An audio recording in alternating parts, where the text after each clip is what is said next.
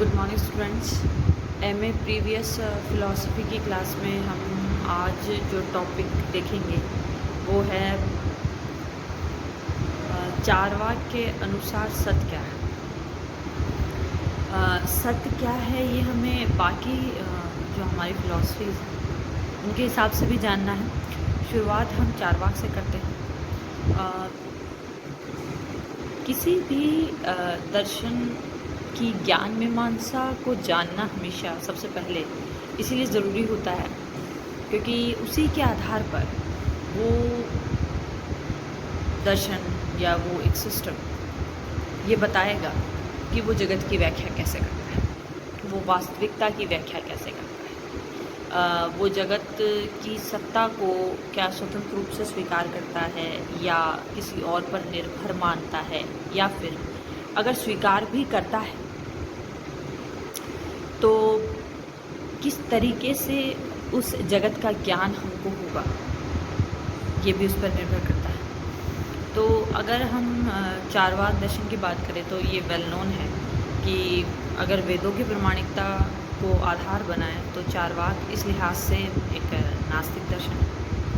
इसके अलावा चारवाक हर मायने में नास्तिक दर्शन है। चारवाक ईश्वर की सत्ता को भी नहीं स्वीकार करता, या फिर वो कोई भी सत्ता या वो कोई भी विचार जो अनुभव में नहीं आएगा उसे चारवाक स्वीकार नहीं करता। तो इसमें वो सारी पारलौकिक सत्ताएं, वो विचार शामिल होते हैं जिन्हें चारवाक सिरे से नकार देता है। अब हमारे सामने प्रश्न ये है कि चारवाक की ज्ञान मीमांसा क्या है। तो हम ये कह सकते हैं कि चारवाक ने एक ही प्रमाण को स्वीकार किया, वो था प्रत्यक्ष प्रमाण। प्रत्यक्ष प्रमाण के अलावा बाकी जितने भी प्रमाण हैं जिनका उल्लेख हम भारतीय दर्शन के अलग अलग स्कूल्स में देखते हैं, उन्हें चारवाक स्वीकार नहीं करता। वो प्रत्यक्ष को एक्सेप्ट करके बाकी में भी सिर्फ दो का, अनुमान और शब्द का खंडन करता है, क्योंकि उसे लगता है कि यही जो हैं तो सबसे इम्पॉर्टेंट प्रमाण हैं जिसे बाकी दर्शन स्वीकार कर ही लेते हैं। तो प्रत्यक्ष को अपने व्यापक अर्थ में लेते हुए हमारे ज्ञानेंद्रियों कर्मेंद्रियों से हम जो जानते हैं उसे वो प्रत्यक्ष में शामिल करता है। बाकी प्रत्यक्ष स्वतंत्र प्रमाण है, प्रत्यक्ष प्रथम प्रमाण है, बाकी दूसरे प्रमाण इस पर निर्भर हैं। ये तमाम बातें तो चारवाक कहता ही है। ये बहुत महत्वपूर्ण है कि चारवाक ये कहे कि प्रत्यक्ष प्रमाण को स्वीकार करने के बाद तत्व मीमांसा में या उसके बाकी के शेष दर्शन में जो विचार वो स्वीकार करता है या जिन भी सत्ताओं को स्वीकार करता है वो इस बात से सुसंगत होती है कि वो प्रत्यक्ष को स्वीकार करता है।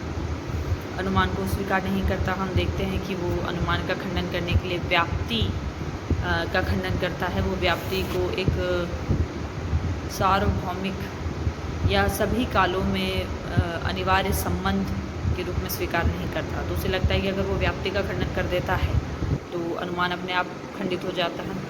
शब्द का भी खंडन वो यही कहकर करता है कि शब्द के लिए हमें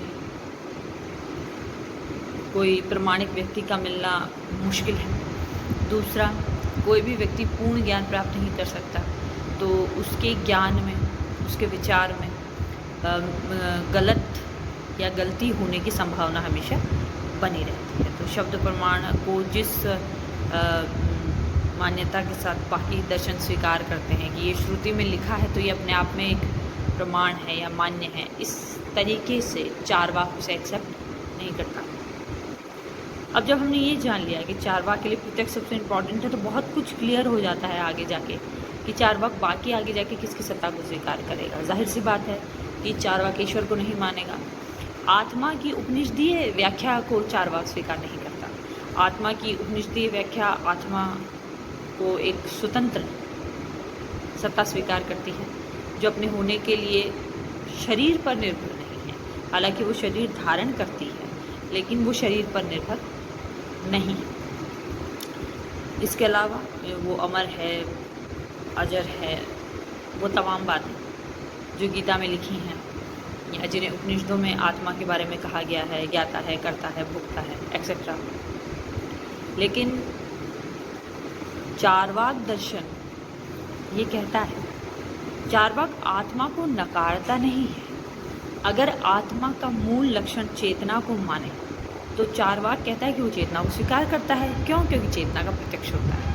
अगर चेतना का प्रत्यक्ष होता है और चेतना आत्मा का मूल लक्षण है तो वो ये कहता है कि चेतना को मैं एक्सेप्ट करता हूँ, अगर चेतना को आत्मा ही कहते हैं। इसलिए वो आत्मा को नहीं नकारता, वो आत्मा को चेतना के अर्थ में लेते हुए ये कहता है कि चेतना आत्मा का नहीं, शरीर का लक्षण है। इसलिए वो शरीर को एक चैतन्य से सहित या चैतन्य सहित स्वीकार करता है और उससे ही वो आत्मा कहता है कि जो देह है वो जब चेतना के साथ होती है तो वो आत्मा होती है, और वही चेतना जब उस शरीर में नहीं रहती तो हम ये कह सकते हैं कि वो मृत हो गई है या उसमें आत्मा नहीं है। तो चैतन्य विशिष्ट देह को ही उसने आत्मा कहा है।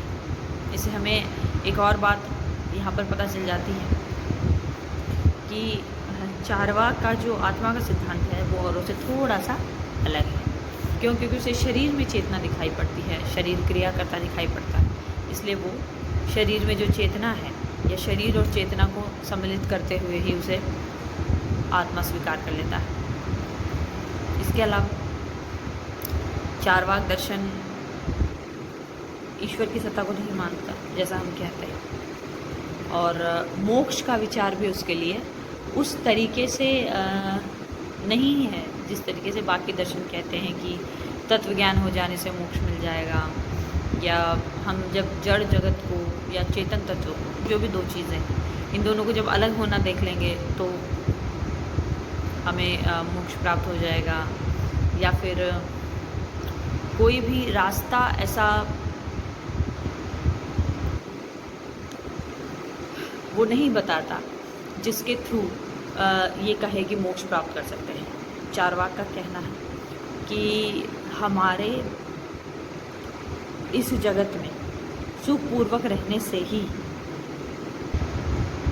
हमें आनंद की प्राप्ति होती है, वही मोक्ष है। इसके अलावा किसी और मोक्ष की चार्वाक बात नहीं करता। चार्वाक को हम एक तरीके से वस्तुनिष्ठवादी भी कह सकते हैं, जो जगत की सत्ता को स्वतंत्र रूप से स्वीकार करता है।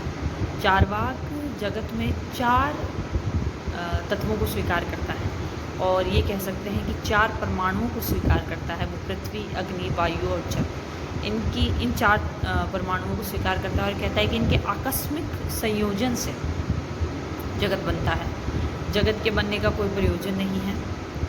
अक्सर हम ये देखते हैं कि जो आदर्शवादी होते हैं, जो चेतना को प्रधान मानते हैं, जितने भी भाववादी दार्शनिक हैं, वो सभी जगत में एक प्रयोजन का आरोपण करते हैं।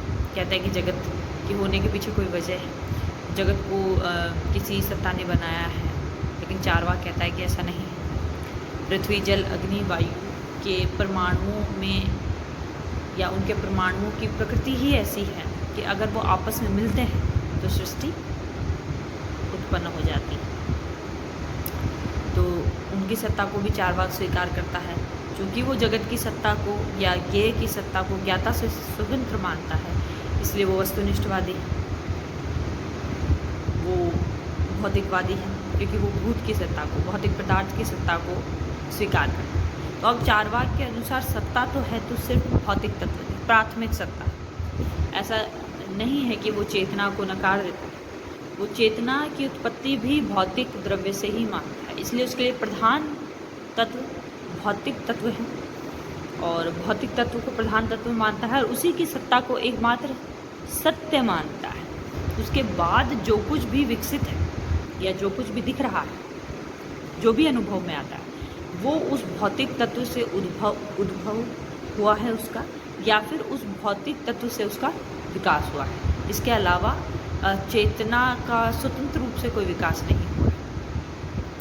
हालांकि बहुत सारे और ब्लेम चार्वाक पर किए जाते हैं कि कैसे भौतिक तत्व से आप चेतना की उत्पत्ति को स्वीकार करते हैं। तो यहाँ पर हम ये देखते हैं कि आज साइंस ने ये प्रूव कर दिया कि जब पृथ्वी बिग बैंग थ्योरी के कारण हम ये देखते हैं अस्तित्व में आती है, सूरज से अलग होकर लाखों करोड़ों सालों में ठंडी होती है।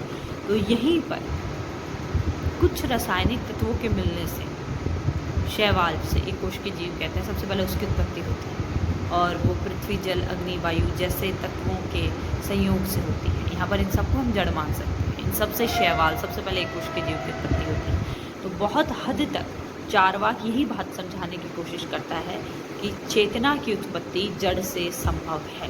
बस इसके लिए कुछ जड़ तत्वों का एक खास संयोजन होना ज़रूरी होता है, खास किस्म का संयोजन होना ज़रूरी होता है। हम ये कह सकते हैं कि चार्वाक हमारे पुराने वैज्ञानिक थे जिन्होंने अनुभव में आने वाली बात को स्वीकार किया। तो अब हम सार रूप में ये कह सकते हैं कि चार्वाक के अनुसार सत्ता केवल भौतिक पदार्थ की जो अनुभव गम्य है, जो दिखाई देता है, बस उसी की सत्ता को चार्वाक स्वीकार करता है। तो ये हमने सत्ता चार्वाक के अनुसार देखी। अगली क्लास में हम फिर किसी दार्शनिक को उठाएंगे और देखेंगे कि उसके अनुसार सत्ता क्या है। थैंक्स।